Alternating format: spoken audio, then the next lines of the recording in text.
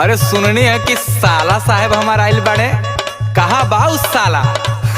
अरे ओकर बियाह पड़ल बा आ जातानी नैहर तब तारा पता चली। आय सोचलू न हम कैसे रहब घरे, सोचलू न हम कैसे रहब घरे हो धनी, जाड़ा में जातारू नैहर करे।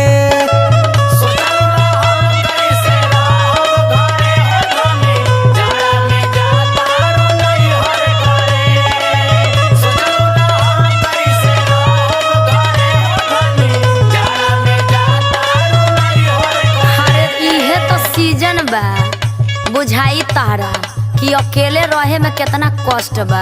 अरे तो न्यूज़े सुन के हमार दिमाग पास बा। ओढ़बा अकेले रजाई रजगू, ओढ़बा अकेले रजाई रजगू हो तबे बेहर के कीमत बुझाई रजगू।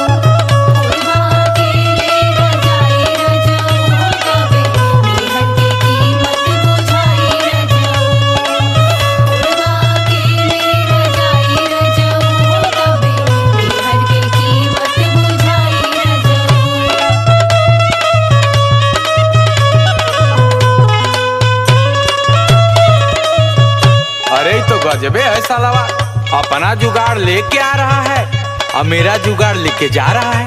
हाँ अरे तो आगे क्या होगा जब आज से इतना परपरा रहा है। हे भगवान हमारा से बैर जाने रहे कौन हो, जाड़ा में सरऊ धरा वाले लगन हो। जाड़ा में सरऊ धरा वाले लगन हो, जाड़ा में सरऊ धरा वाले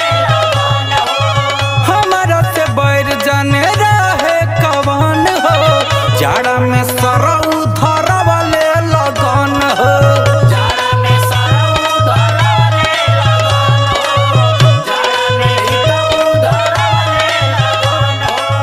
तू बड़ू खुश हमर जीवा जरे, तू बड़ू खुश हमर जीवा जरे हो धनी, जाड़ा में जातरू नैहर करे।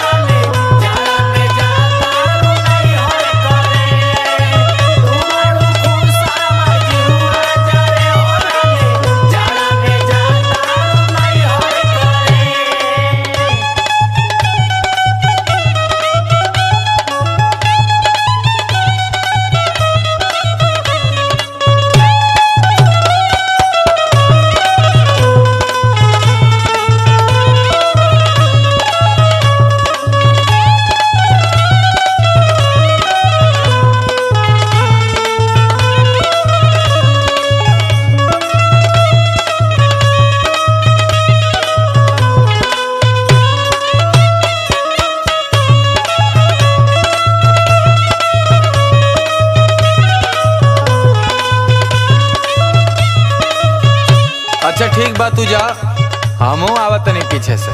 जहाँ 10-15 दिन रहब ना तब बुझा जाई। हाँ तो सुन, एक दिन के मेहमान आ दोसर का दिन बेईमान। हाँ तो काहे को लेके जा रहा है मेरा सामान?